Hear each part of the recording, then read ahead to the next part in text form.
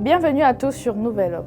Avez-vous déjà entendu parler de la ségrégation? En effet, à une certaine époque, les membres de la communauté noire étaient obligés de faire face à des mesures ségrégationnistes contraignantes aux États-Unis, à l'instar des transports en commun où une partie leur était réservée jusqu'à ce qu'intervienne une femme âgée de 42 ans nommée Rosa Parks.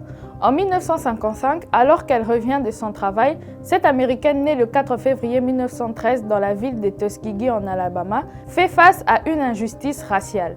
Elle est sommée de céder sa place à un homme blanc.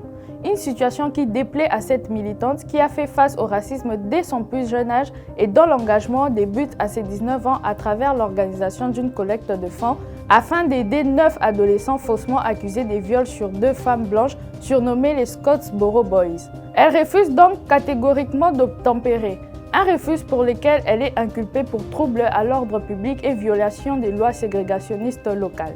C'est ainsi qu'elle passe plusieurs heures en cellule et doit débourser 14 $ de caution pour sa libération. Mais elle reste indifférente et tient le coup. En 1956, la Cour suprême prononce le verdict disant que la ségrégation dans les transports publics est considérée comme anticonstitutionnelle et cela fut une énorme victoire pour la communauté.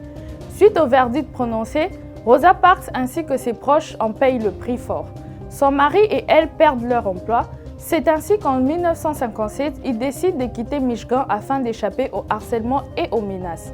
En tant que militante, elle s'engage en politique dans l'équipe du représentant démocrate du Michigan, l'Afro-américain John Conyers.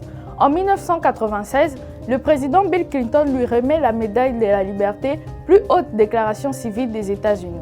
La vie de Rosa Parks a été une longue lutte et un engagement pour la promotion des Afro-Américains et la défense de leurs droits civiques face au racisme.